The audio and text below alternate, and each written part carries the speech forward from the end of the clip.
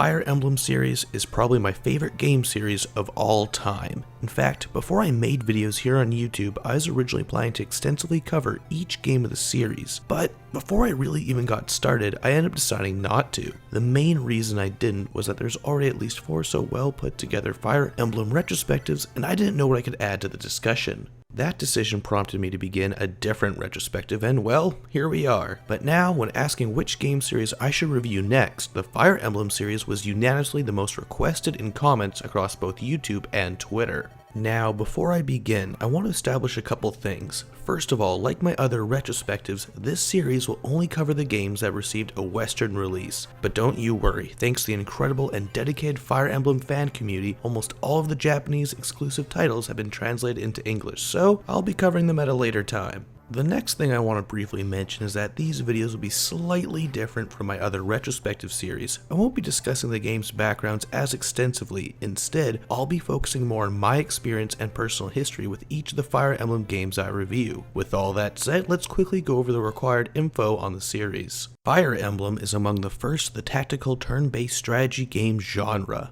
developed by Intelligent Systems, who are also known for creating the Wars series, specifically the excellent Advance Wars series. The original Fire Emblem first appeared on the Famicom in Japan. From there, the series made its home on the Super Famicom and later on the Game Boy Advance. All these games were sadly Japanese exclusives, and largely remain so to this day. It wasn't until the debut of Marth and Roy as playable characters in Super Smash Bros. Melee that gamers worldwide be exposed to the series. The overwhelming popularity of these characters was also a small part of the reason that Nintendo decided to give the series a chance outside of Japan. In 2002, Advance Wars released in North America on the Game Boy Advance, to critical and commercial success. The overwhelming success of Advance Wars is the main reason that Fire Emblem was given a chance here in the West. The first title of the Fire Emblem series to be released in North America November 3rd, 2003 on the Game Boy Advance was the 7th game in the series, Fire Emblem Rekka no Ken, which translates to Fire Emblem the Blazing Sword, or its officially localized name simply titled Fire Emblem.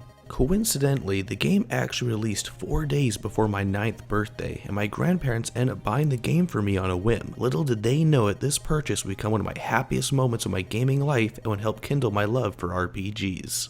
Now with all that out of the way, let's formally begin the review. On the continent of Alib, there was once an age of peace among humanity and dragons, but a savage war broke out that pitted humans against the dragons. This war is known as the Scouring, which resulted in the humans winning thanks to the guidance and leadership of the 8 great heroes. The dragons vanished from the land, seemingly extinct. A millennia later, and this is where the game really starts. The game begins with a very simple character creation screen, where you name your tactician and give them a birthday. I typically just stick with the default name of Mark. Mark is a wandering tactician that is meant to represent the player, and characters will actually talk to you in certain cutscenes, but your tactician is a silent protagonist and isn't an actual unit you control in game. The whole tactician character is used to separate the player from the actual game's characters. So, as the tactician, you will find yourself guiding over 40 characters in 3 different stories to victory while trying to keep as many of them alive as possible. The story of Fire Emblem is told through these 3 separate stories, each with their own main character. The game will always begin with Lynn's story and later the story of Eliwood, with Eliwood's story being the main portion of the game. Then after beating the game, you unlock Hector's story, which is a revamped version of Eliwood's that we'll get to later. Lynn's whole story is basically a tutorial set of levels that was made for non-Japanese players in mind. Each level is a corresponding chapter, and the entirety of the story consists of 10. As a whole, these sets of levels do an excellent job of slowly introducing new players to the various mechanics of Fire Emblem, making this title a great place to start for newcomers to the series, but that can only really be said to new players who have never touched a Fire Emblem game or even a turn-based strategy game before. A seasoned Fire Emblem veteran will find these chapters to be very trivial, especially when replaying the game, as many of the tutorials are excruciatingly slow and follow a very strict step-by-step process of teaching new concepts. Luckily, the first 10 chapters of Lynn's Tale are only required to be played through once and can be skipped on future playthroughs. But despite that, the actual story is rather well told. It's a very simple plot at heart, but one that is very effective at showing real human emotion within its characters, and in the end is very effective and memorable. I personally have always loved that it's not about saving the world, a kingdom, or anything like that. Instead, it's just about a woman's drive to meet her last living family member before it's too late, and it's still rather endearing to this day. But Lynn's story is only the beginning, and the game really starts at chapter 11. The rest of the game centers around a nobleman named Ellwood and his mission to find his missing father, and later about his struggle with the group of assassins known as the Black Fang. Ellwood is not alone in his struggles, as all the characters from Lynn's story, including herself and you the tactician, along with many other new characters, are here for this portion of the game.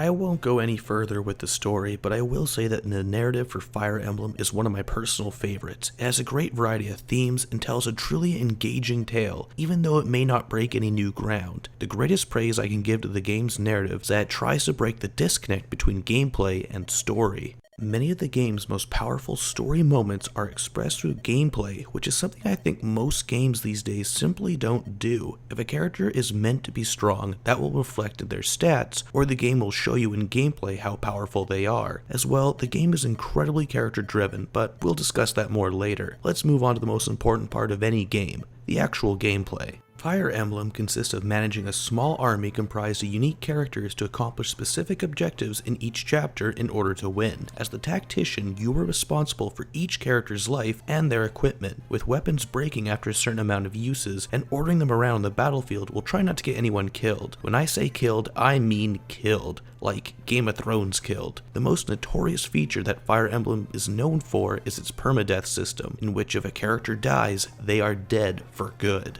There are a couple of exceptions to this rule, like how in Lynn's story, none of the characters will actually die, or certain characters won't die because they are required for the plot, but they'll be unusable for the rest of the game, and if any of the three main characters die, it's game over. The reason that this feature is so important is that each character is more than just a grunt in your army. Every single unit has a well fleshed out personality, a backstory, goals, and even friends and family. Some characters are featured in the main plot more than others, but they all have side conversations called supports with one another that really flesh out their personalities and histories.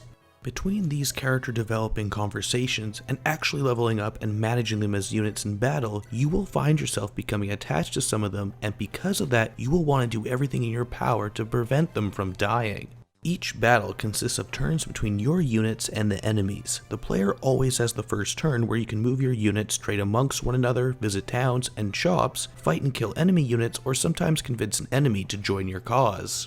Battling each enemy unit is done through a separate screen separate from the battle map, where you'll be treated to some awesome looking battle sequences. How each unit performs in battles is determined by their individual stats, the weapons they are using, the weapon and stats of the enemy, the terrain you are fighting on, and as well, if they are fighting near characters they have a high affinity with. So there is a lot to consider when deciding who and where to attack, but it's not anywhere near as complicated as it may seem. Stats are pretty self-explanatory: strength for damage, skill for hitting and critical hit chance, speed for dodging and attacking multiple times, defense for better defense, resistance for magical defense, and luck for, luck. The weapon triangle will determine who has the most obvious advantage when battling. Sword beats axe, axe beats lance, and lance beats sword, but just by having the most advantageous weapon won't guarantee victory, as will usually come down to who has the best stats. Your units can be promoted to more powerful classes upon reaching level 10 and possessing the required item to initiate the promotion. The max level for each class is 20, so a character could potentially level up 40 times. As well, by having characters have support conversations with one another, their support level of that character will increase. By having a support of another character and by fighting close beside said character will grant the unit fighting a bonus in battle. The higher the support level, the greater the bonus will be. Also, by having units reach the support rank of A with one another can change the character's individual endings, which is a really cool feature. Unfortunately, you are limited to how many support conversations your characters can have, which is probably my biggest problem with the game, as I loved reading through these side conversations and always wish I could see more of them on a single playthrough. And you should play through this game multiple times, not only to see all the different support conversations and endings, but experience the wealth of alternate levels, additional characters, and other secrets. An example of this are the side quests or Gaiden chapters, which are side stories that run alongside the main story and require specific criteria to be met in order to unlock them. Some of these have bonus weapons, characters to recruit, or add more backstory to certain places or characters. Aside from all those bonuses and goodies, there's also Hector's Story, which is unlocked after beating Eliwood's story once. Hector's Story has a couple of exclusive levels and cutscenes with a focus on Hector and his own struggles. As well, there is a couple of characters exclusive to Hector's Story mode. The whole thing is mainly a revised version of Eliwood's story, with many of the enemies, bosses, and even the level layouts being slightly different. And if you play through Hector's Story on hard mode, the enemy AI will also be much smarter. And there's still even more to talk about the core gameplay, like rescuing, visiting villages to prevent them from being sacked, each level having one of the different objectives, but if I did, I'd be here all day. Overall, both the story and gameplay of Fire Emblem go hand in hand with one another, providing an incredibly engrossing experience. The overall game is incredibly balanced, and the game could easily be considered one of the best of the series, let alone my personal favorite and quite possibly my favorite game of all time. Now, the visuals of the game are incredible for a Game Boy Advance game. The map graphics aren't really all that impressive, but it's character portraits and their battle sprites and animations that really set this game's visuals apart. Some sprites are clones and palette swaps of one another, but for the most part, each character's sprite has a sort of unique quality to it. It's hard to explain, but some of the animations exhibit some personality that really just go one step further to pull you into the experience.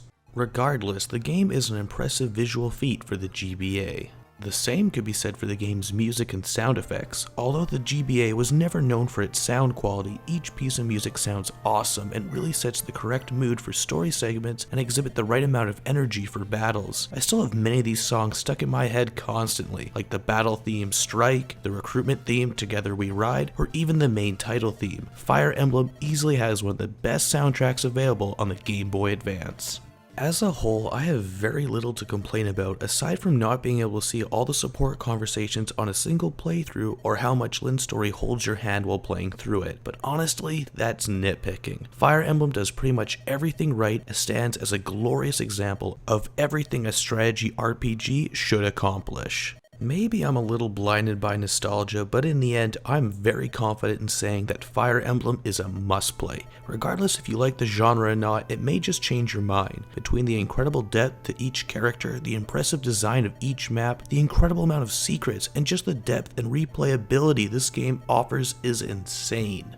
As of this day, I've completed the game dozens of times since the original release and still have the original cartridge that my grandparents gave me over 10 years ago. If you want to get a copy for yourself, you're looking around paying around the $30 to $40 mark and up online. I'd be surprised if Fire Emblem did not receive a re-release on the Wii U eShop, but only time will tell. Well, that's all I have for now, so stay tuned for the next part of the Fire Emblem Retrospective, in which I'll be looking at the second game of the series to find its way to the West. This has been Darren of the Gaming Pilgrimage. Till next time. Hey guys, thanks for watching the video. I hope you enjoyed it. If you did really like it, why not leave a like or share it, as that all really helps out the channel. And if you have any questions or if you want to see what's up with the channel in the future, follow me on Twitter. And otherwise, if you want to see what happened last time, there's the video right here. Thanks as always, Darren out.